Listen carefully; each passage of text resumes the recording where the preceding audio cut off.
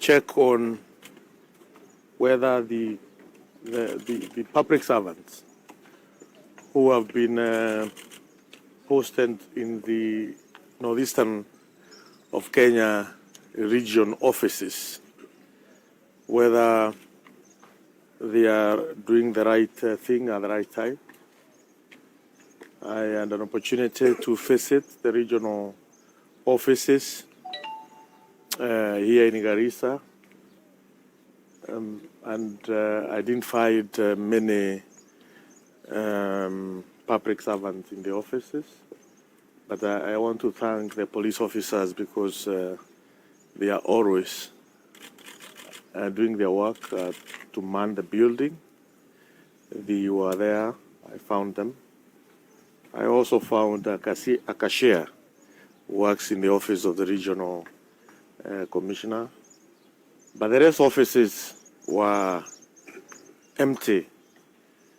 Both the county offices as well as the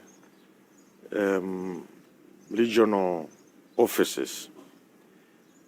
According to the Human Resource Manual and Procedure Manual 2016, all the public servants in Northeastern region should report to work at 7:30 a.m. in the morning and go for lunch at 12:30 p.m. and come back to the offices at 2:30 p.m. and close the offices at 4:30 p.m. That is according to the Human Resource Procedures Manual of 2016, which should be adhered to by everybody, every public servant who is working in Northeastern region as well as coastal region of the Republic of Kenya.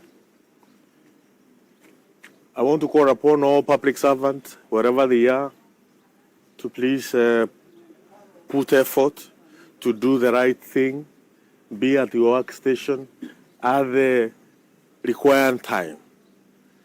At the regional offices, there were Kenyans, more than 10, who are waiting to be served. By the time I was leaving there, they were still there, and there was nobody to serve them. So it pains me to see that those of us who have been given work by government, by people of Kenya, to serve Kenyans, we seem to be complacent, we seem to be lazy, we don't seem to adhere to the tenant or to the spirit and the intent of Article 232 of our Constitution, which talks about the principles and values of public service. The government of Kenya increased the salaries for all public servants in January this year and backdated to 1st of July 2025. The basic salary was increased, the commuter allowance was increased, the housing allowance was increased. At the same time, the government of Kenya is going to increase the salaries of all public servants again in July, 1st of July this year. The gross pay, the commuter allowance, and housing allowance. So there should be no reason as why we are not putting our best foot forward as public servants. Customer service excellence is what the President of Kenya is calling upon all those of us who are in public service, who are public servants. President of Kenya is public servant number one, and is calling upon all public servants to be committed in serving Kenyans. Public service delivery can only be achieved, can only be excellent if all of us who are in public service, who are public servants, are committed. Commitment comes by our attitude. We can tell whether you are committed or not through our attitude. And one of the ways to tell whether you have the right attitude towards your work is, are you reporting to your workstation at the required time? Because those Kenyans who are queuing there, who are waiting, if those offices were open and the people in charge are there, they would have been served and they could, at the moment, doing other things. I will be taking actions through the Human Resource Department or offices. Ministry of Public Service is basically government customer care desk. And as a minister who has been given that desk, customer care desk, by the President of Kenya, I'm going to push all those who are responsible to ensure they are in the office at the right time, they are doing what is right, and if they cannot be in the office at the right time to serve Kenyans, then they have no business continuing to be public servants. They can go and do other things. There are many things to do. You are not supposed to be forced to wake up and go and do what you signed for. So, as the minister in charge of customer care, public service is about ensuring those public servants are well remunerated, are okay, but also to ensure they are doing what is they are supposed to do. So today I'm in Northeastern region. I've been in Mombasa, I've been in Nyeri, I've been in Kisumu, in Nyanza region, and many other regional offices.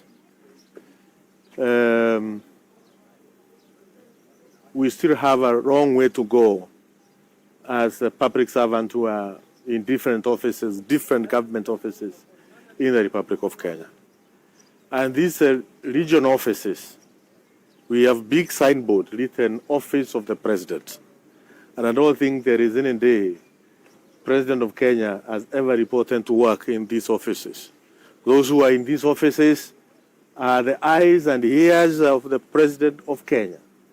They are supposed to conduct their responsibility the way the end of state and end of government should be happy that if things are happening in a certain way. But what I have seen at the regional offices, we need to put our act in order.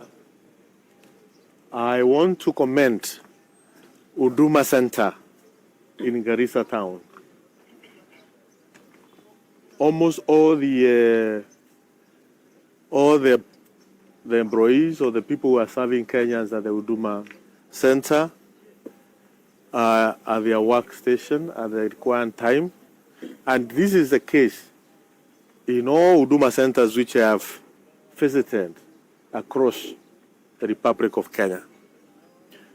I want to commend Huduma centers for the good work which they are doing. They are center managers and people, the public servants who are working at the Huduma centers. So let's proceed in that manner. However, our regional offices, we need to put our act together. I'm here with the County Commissioner of Garissa and the security team, and I know also they are doing a good job. Let's continue supporting, serving the people of Kenya the way we are supposed to. Asanteni sana. Leo sijafika kwa siasa. Just a little bit on flooding issue in the country, and Garissa and Tana River are really suffering due to overflow of the river Tana. But what actions the government taking on that? What's the response? The government is ready to support all those who have been affected by the floods. That is a discussion we had with the county commissioner, and government is sending relief as well as other whether it is food or non-food items. Government is sending to all those who have been affected by France, and also we'll look at the mechanisms of rehabilitating or compensating the families which have been affected as a government. It's a procedure. There are some issues which have to be put in order so that those who have been affected, government can find a way of compensating them. But at the moment, the relief is on its way coming to all those who have been, to the families which have been affected. And as a government, we convey our sympathies to the families which have been affected. We are going to stand with them as a government. But also the leaders of this region, they have been in government offices, have been in my office, relaying the same information. And we are going to work together. There's this issue of ID cards, a big issue in this region. You are at the center and you found uncollected, quite a number of uncollected cards. Maybe your reaction to it? I want to call upon all Kenyans who have registered or who have acquired their IDs. Please come and pick your ID. We have more than 4,000 IDs which have not been collected at this Huduma Center.